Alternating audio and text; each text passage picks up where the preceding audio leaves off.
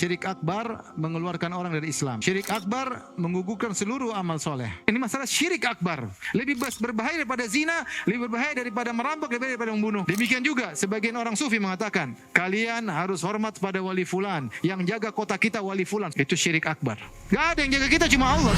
Bismillahirrahmanirrahim. Assalamualaikum warahmatullahi wabarakatuh. Sekarang kita masuk pada pembahasan inti tentang macam-macam syirik. Apa saja macam-macam syirik? Definisi syirik. Syirik maknanya adalah sekutu, ya, atau secara ini artinya mensekutukan Allah dengan selain Allah. Seorang dikatakan musyrik jika dia mensekutukan Allah dengan selain apa?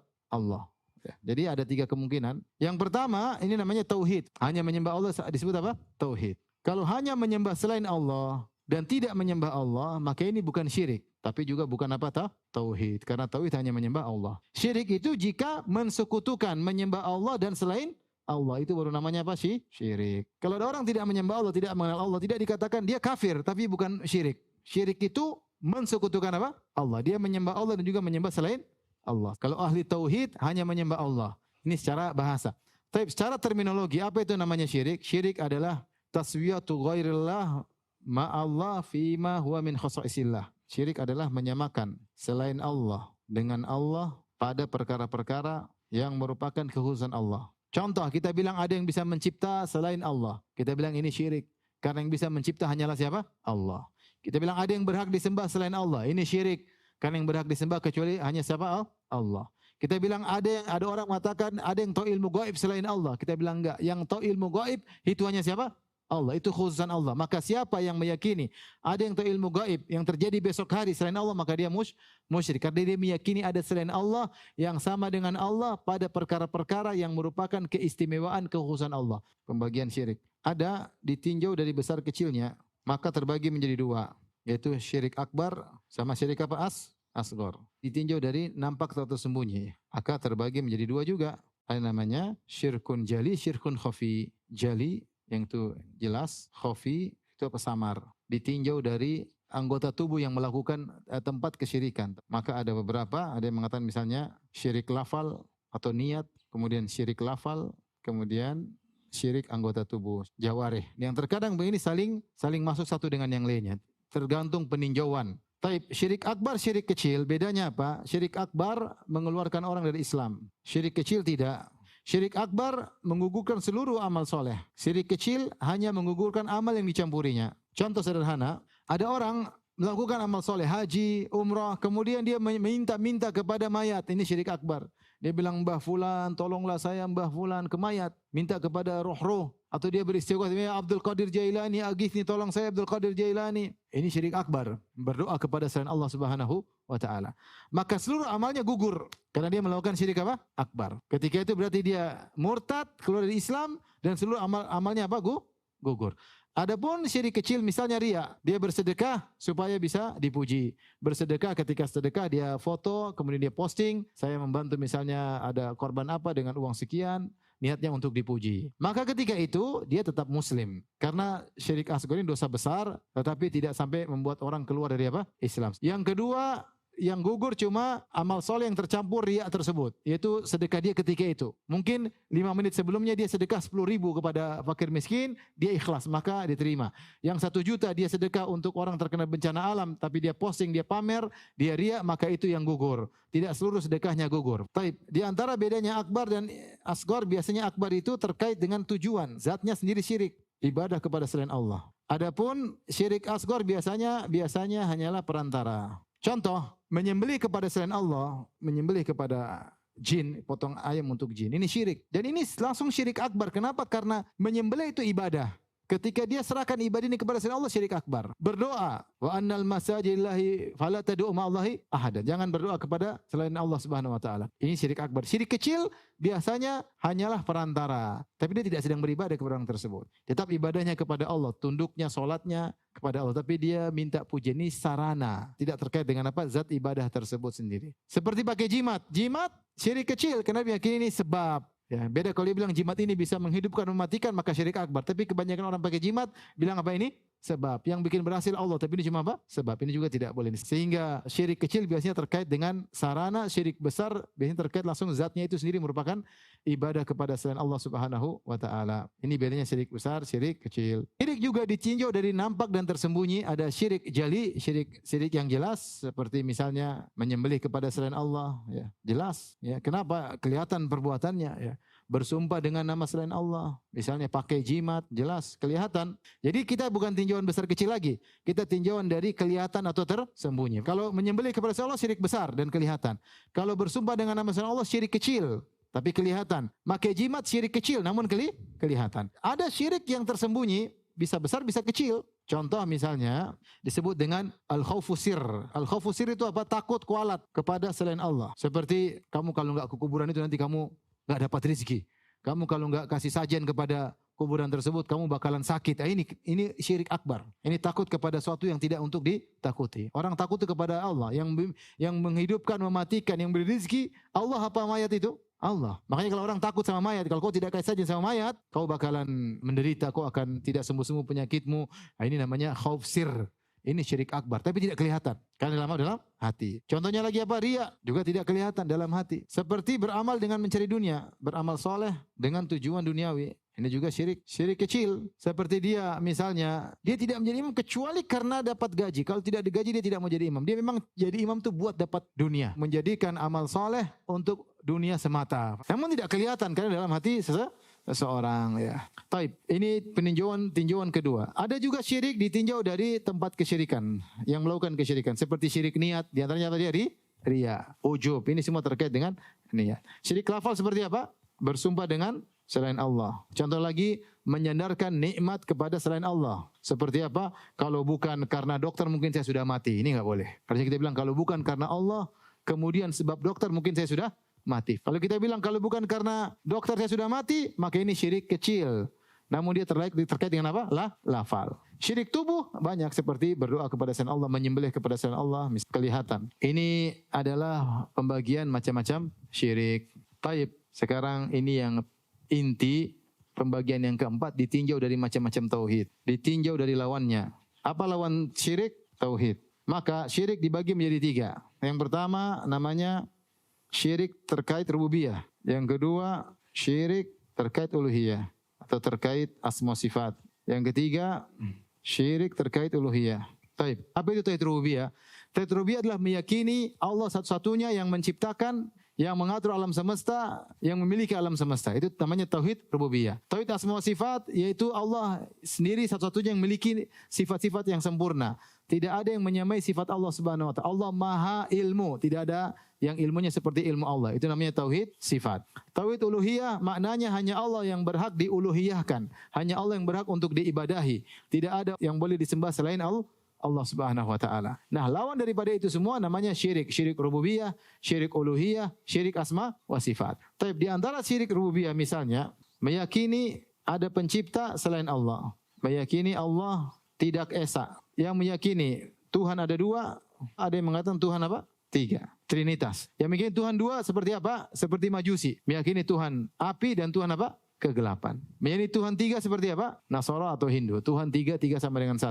Di antaranya juga, yang juga pelengkap dari ini, meyakini tidak ada Tuhan. Ateis. Karena kita tahu yang menciptakan ada. Dia mengatakan Tuhan tidak ada. Dan ateis juga macam-macam. Ada yang mengatakan Tuhan ada, kemudian Tuhan mati, selesai. Alam jalan sendiri. Ada yang mengatakan Tuhan ada, Tuhan bikin alam, kemudian Tuhan istirahat, sudah nongkrong aja. Sehingga dia tidak ingin Tuhan ikut campur dalam urusan dunia. Enggak ada, Tuhan enggak ada ikut campur. Tuhan sudah selesai, tugas dia cuma ciptakan, setelah itu dia nongkrong. Itu semua bentuk ateis. Di antara syirik dalam rububiyah misalnya, meyakini alam azali. Ini keyakinan orang falasifah. Kata mereka, alam ini tidak ada yang ciptakan. Dia azali seperti Tuhan. Dia sama Tuhan sama-sama ada. Bukan Tuhan dulu baru alam, enggak. Tapi sama berbarengan. Tanpa ada yang menciptakan. Dan ini adalah syirik dalam rububiyah. Karena meyakini alam terjadi tanpa pencipta. Padahal kita tahu semua alam semesta adalah ciptaan siapa? Allah. Ini seperti syiriknya falasifah Yunani diikuti dengan Farabi dan Ibnu Sina. Ini termasuk kesyirikan. Kemudian contohnya meyakini ada yang diberi hak otonomi untuk ngatur alam. Ini syirik akbar juga. Seperti meyakini bahwasanya Nyi Roro Kidul ngatur pantai laut selatan. Tidak ada Allah kasih izin kepada makhluk untuk ngatur sebagian apa? Makhluknya. Tidak ada. Malaikat gunung, malaikat hujan semua menjalankan atas perintah siapa? Allah. Malaikat maut tidak asal cabut nyawa. Allah yang tentukan siapa yang dicabut nyawanya, bukan malaikat apa? Maut. Mereka yang jalankan apa? Tugas. Adapun meyakini Nyi Roro Kidul diberi hak otonomi, otoriter khusus untuk bisa ngatur pantai selatan, ini syirik akbar. Atau meyakini ada dewa khusus, jin khusus ngatur gunung Merapi, ini juga apa? Syirik. Kalau gunung tersebut mau meledak, kita harus kasih sajen pada jin tersebut. Karena jin tersebut yang menentukan gunung meletus, gunung Merapi meletus atau tidak. Ini syirik akbar. Enggak ada. Semua ini yang ngatur Allah Subhanahu wa ta'ala. Seperti keyakinan sebagian orang Sufia yang ekstrim dalam buku Jawahirul Ma'ani mengatakan bahwasanya Abdul Qadir Jailani rahimahullah, seorang ulama besar, telah diberi kun oleh Allah. Kapan dia bilang kun jadi fayakun? Ini enggak ada. Nabi saja tidak dikasih kun. Tapi ternyata bagaimana? Nabi berperang, harus dalam perang Badar dan seterusnya. Nabi saja tidak pernah dikasih kun fayakun. Kata mereka, Abdul Qadir Jailani dikasih kun. Sehingga dia melakukan apa saja tinggal bilang kun fayakun. Seperti juga meyakini bahwasanya wali kalau sudah mencapai derajat kutub, dia yang melakukan seluruh penciptaan. Ini juga bahaya, ini juga syirik akbar. Seakan-akan ada makhluk yang dikasih otonomi untuk ngatur apa? Alam. Demikian juga sebagian orang sufi mengatakan, kalian harus hormat pada wali fulan, yang jaga kota kita wali fulan, sudah meninggal nih. Itu syirik akbar. Gak ada yang jaga kita, cuma Allah. Tidak ada wali-wali. Wali-wali jaga diri saya tidak bisa. Dia jaga dirinya supaya tidak mati, tidak bisa. Dia mati atau tidak? Mati. Ziarah ke sana, sering kasih sajin di sana karena kota kita dijaga oleh wali fulan. Ini syirik. Meskipun diucapkan oleh orang yang dianggap super wali. Syirik ini gak main-main ya. Syirik. Sehingga orang akhirnya hatinya bukan kepada Allah, tapi kepada penghuni kubur tersebut yang sudah tidak bisa apa-apa. Dia mandi aja nggak bisa, makanya kita mandikan. Dia pakai baju nggak bisa, kita yang pakai kafankan. Dia sholat nggak bisa, kita yang sholatkan. Dia masuk kuburan sendiri nggak bisa. Sana kamu masuk kuburan, nggak bisa, kita yang kuburkan. Terus kita bilang dia jaga kota kita. Otak taruh di mana? Beneran ini syirik itu semua nggak masuk akal. Antum lihat semua kesyirikan tidak masuk akal. Orang nyembah sapi ada, minta ke orang mati ada. Tidak masuk akal. Subhanallah, kalau sudah masuk dunia sufiyah terkadang otaknya nggak beres. Saya baru tadi dengar lagi ceramah di YouTube. Kata dia ada orang kuburannya di samping kuburan wali Habib Fulan. Tukang maksiat sebelahnya kuburan wali Habib Fulan. Kemudian malaikat mungkar dan nakir datang mau nyiksa orang ini. Orang terteriak-teriak. Akhirnya walinya terganggu. Dia bilang jangan siksa ini saya lagi berzikir sama Allah, terganggu dengan teriakan orang. Malaikat mungkar dan nakir diusir, enggak jadi. Allahu Akbar. Ini apa dongeng kayak gini? Bagaimana tidak orang menjadi terikat sama wali? Tenang, pokoknya saya dikubur samping Habib ya. Akhirnya kan terbawa seperti itu karena dibuat cerita seperti itu. Tenang aja, kok maksiat nanti samping aman. Malaikat mungkar dan nakir bisa diusir. Subhanallah, inti main-main sama malaikat. Mengerikan. Orang belajar sufi kata Imam Syafi'i, man tasawwa fi awalin nahar, lam yati alaihi nar illa wa huwa ahmaq. Tidak seorang belajar sufi di pagi hari ekstrim kecuali sebelum datang siang dia sudah goblok ya. Pikiran udah macam-macam, ngomong seenaknya, enggak masuk akal. Dan ini terjadi sekarang di dunia keagamaan kita. Banyak hal-hal yang aneh-aneh. Yang bilang Isra Mi'raj sehari 70 kali lah. Nabi aja seumur hidup cuma sekali ya. Sehingga ada sebagian orang-orang yang mengatakan kalian harus menghormati wali fulan yang sudah mati karena dia yang menjaga kota kita. Ini syirik akbar. Ini masalahnya bukan main, ini masalah syirik akbar. Lebih berbahaya daripada zina, lebih berbahaya daripada merampok, lebih berbahaya daripada membunuh. Taib. Syirik terkait asma sifat seperti misalnya meyakini selain Allah punya sifat seperti Allah. Contoh apa? Contoh bilang tangan Allah seperti tangan kita, itu syirik. Yang bilang mujassimah ya. Contoh lagi masalahnya istiwa Allah sama dengan istiwa kita. Nuzul Allah sama dengan kita. Misalnya ini semua syirik akbar. Seperti ada yang berdosa atas nama Ibnu Taimiyah rahimahullahu taala ya. Dia mengatakan saya ketika ke negeri Syam saya melihat Ibnu Taimiyah turun dari mimbar dan dia berkata sungguhnya Allah turun ke langit dunia sebagaimana saya turun dari mimbar saya. Sehingga orang bilang Ibnu Taimiyah kafir padahal ini dusta besar. Tahun yang dia sebutkan dia lihat Ibnu Taimiyah turun dari mimbar itu Indonesia yang di penjara. Ini orang kalau benci sama Ibnu Taimiyah bikin cerita macam-macam. Ibnu Taimiyah yang anti seperti malah dituduh mengatakan dia menyamakan Allah dengan dirinya. Kalau Ibnu Taimiyah bilang gini, kita bilang Ibnu Taimiyah kafir karena telah menyamakan sifat Allah dengan sifat apa? Makhluk. Di antara juga misalnya yang mengatakan ada yang tahu ilmu gaib selain Allah. Ini juga syirik karena yang tahu ilmu gaib cuma siapa? Allah. Qul la ya'lamu man fis samawati wal ardil ghaiba illa Allah. Katakanlah, tidak ada yang tahu hal yang gaib di langit dan di bumi kecuali Allah. Yang tahu hanya Allah Subhanahu wa taala. Kata Allah, "Ma tadri nafsun madza taksibu ghadan." Tidak ada satu jiwa pun yang tahu apa yang dilakukan besok. "Wa ma tadri nafsun bi ayyi ardin tamut." Dan tidak ada yang tahu di mana dia akan meninggal dunia. Enggak ada yang tahu ilmu gaib. Nabi pun tahu ilmu gaib cuma sedikit. Allah kasih tahu sebagian sebagai bukti dia seorang nabi. Kata Allah, "Alimul ghaibi fala yuzhiru ala ghaibihi ahada illa man irtada min rasulin." Dialah Allah yang tahu ilmu gaib dan Allah tidak menampakkan ilmu gaibnya kepada siapapun kecuali Rasul Allah kasih tahu. Sebagian, tidak semuanya. Selain Rasul tidak ada yang tahu tentang ilmu gaib.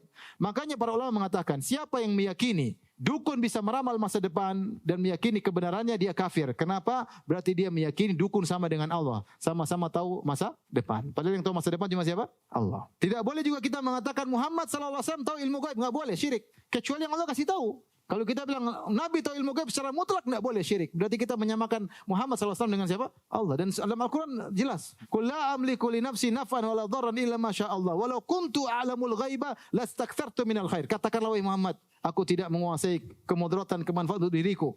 Kalau saya tahu ilmu gaib, tentu saya akan banyak melakukan kebaikan. Wa ma massaniya su', dan tidak akan aku ditimpa dengan keburukan. Nabi disuruh bilang, saya tidak tahu ilmu gaib. Ketika ada seorang remaja bersenandung kemudian berkata, wa fina nabiyyun ya'lamu fil ghad, dan di tengah-tengah kita ada seorang nabi yang tahu apa yang terjadi besok, maka Rasulullah marah. Nabi tidak tahu yang terjadi besok. Dan nabi-nabi semuanya seperti itu. Contoh sederhana, kisah Nabi Yusuf sama Nabi Yakub. Nabi Yusuf hilang, Nabi Yakub tahu enggak di mana Nabi Yusuf? Enggak tahu. Makanya dia nangis-nangis. Dia enggak tahu Nabi Yusuf di mana. Nabi Sulaiman tahu enggak ada Ratu Bilqis? Enggak tahu. Yang kasih tahu siapa? Burung Hudhud. Nabi saja waktu sallallahu alaihi wasallam, waktu Aisyah kalungnya hilang, Nabi kan cari, seluruh sahabat cari sampai pagi enggak ketemu kalungnya di mana. Ternyata kalungnya ketindes onta. Kemudian ternyata ketika pagi hari ontanya berdiri, ketahuan kalungnya di bawah apa? Onta. Ontanya pun tidak lapor sama Nabi, ada kalungnya di bawah sini, enggak ada. Di situ yang cari kalung siapa? Ada Nabi, ada Abu Bakar, ada Umar, ada Utsman, ada orang-orang soleh di dalam surga. Tidak tahu di mana kalung tersebut. Jangankan bicara masa depan, sekarang aja kalung hilang Nabi tidak tahu. Waktu istri Nabi Aisyah dituduh berzina, Rasulullah sudah pergi, Aisyah masih ketinggalan. Dituduh berzina sama Sofwan bin Mu'attal as-Sulami. Nabi bingung istrinya berzina atau tidak. Sampai sebulan penuh Nabi tidak tahu. Nabi tidak tahu masa lalu. Sampai Allah turunkan ayat membela siapa? Aisyah. Siapa yang kasih tahu Nabi kalau Aisyah tidak berzina? Allah Subhanahu wa taala. Ketika Allah Subhanahu wa taala menceritakan kisah Nabi Nuh kepada Nabi, Allah mengatakan, "Tilka min amba'il ghaibi nuhiha ilaik, ma kunta ta'lamuha anta wala qaumuka min qabli hadza." Inilah cerita dari berita gaib tentang kisah Nabi Nuh yang kami ceritakan kepada engkau Muhammad. Ma kunta ta'lamuha, sebelumnya kau tidak tahu. Nabi tidak tahu ilmu gaib. Oleh karenanya kalau ada pujian yang berlebihan kepada Nabi, seperti mengatakan bahwasanya wa inna min judika dunya wa dharrataha, di antara kedermawanan wahai Rasulullah adalah dunia dan akhirat. Wa min ulumika ilmal qalami wal ilmal lauhi wal qalami, dan di antara ilmu wahai Muhammad adalah ilmu lauhil mahfuz. Ini enggak benar. Kita cinta sama Nabi lebih daripada kedua orang tua kita, lebih dari kita, tapi tidak boleh kita berlebihan kepada Nabi. Yang tahu ilmu gaib cuma siapa? Allah Subhanahu wa taala. Tapi itu syirik dalam semua sifat, menyamakan sifat Allah dengan sifat makhluk. Syirik terkait uluhiyah seperti apa? Beribadah kepada selain Allah, semua bentuknya ya. Seperti apa? Berdoa kepada selain Allah. Apalagi bernazar bukan pada Allah. Pak Mbah, kalau saya lulus Mbah, saya akan kasih makan anak yatim. Nazar sama Allah, bukan sama apa? Mbah, datang ke kuburan. Dulu ada kawan datang ke kuburan Sunan. Kanjeng Sunan, kalau saya lulus saya akan jalan kaki sekian-sekian. Enggak boleh ini syirik. Nazar hanya kepada siapa? Allah. Contoh lagi, menyembelih, ada nyembelih kepada jin supaya rumahnya tidak diganggu. Bangun rumah supaya rumah kamu ganggu, potong 3 ayam hitam semuanya, giginya pun hitam kalau bisa ya. Kemudian potong, tuangkan air darahnya di tanah supaya tidak diganggu jin. Ini syirik akbar. Nyembelih hanya untuk Allah. Sebagaimana kalau kita akikah nyembelih untuk Allah, kalau kita korban nyembelih untuk siapa? Allah. Kalau kita hajian nyembelih untuk apa? Allah. Ini nyembelih untuk jin, syirik akbar ya. La'anallah man dzabah li ghairillah. Allah melaknat orang yang menyembelih kepada selain Allah. Berdoa hanya kepada Allah, tidak boleh berdoa ya wali, wali enggak boleh. Nangis sama Allah bukan kepada wali. Wali pun enggak bisa apa-apa. Nabi Muhammad saja waktu perang Badar dia berdoa. Istaghitsuna rabbakum, sampai Allah berikan dalam Quran, ketika kalian beristighosa kepada Allah. Nabi berdoa sampai ridanya jatuh, berdoa terus. Ini minta lagi kepada Abdul Qadir Jailani, minta kepada Sayyidil Badawi. Di YouTube ada itu. Orang wanita sampai nangis-nangis, ya Syekhul Arab, wahai sembuhkanlah anakku. Gitu kayak gitu, ngeri. sambil nangis-nangis. Yang lebih histeris atau lebih menangis ketika minta kepada wali daripada kepada Allah. Minta-minta ke kuburan lebih nangis, lebih berharap daripada minta di masjid kepada Allah Subhanahu wa taala. Ini syirik akbar, ya. Syirik akbar. Tapi inilah Bapak Ibu yang rahmatillah Subhanahu wa taala, sebagian dari model-model kesyirikan, tentu tidak semua, tapi kita hanya memberi gambaran tentang apa itu syirik dan macam-macam kesyirikan dan bahaya kesyirikan. Semoga Allah mewafatkan kita di atas tauhid dan menjauhkan kita dari kesyirikan.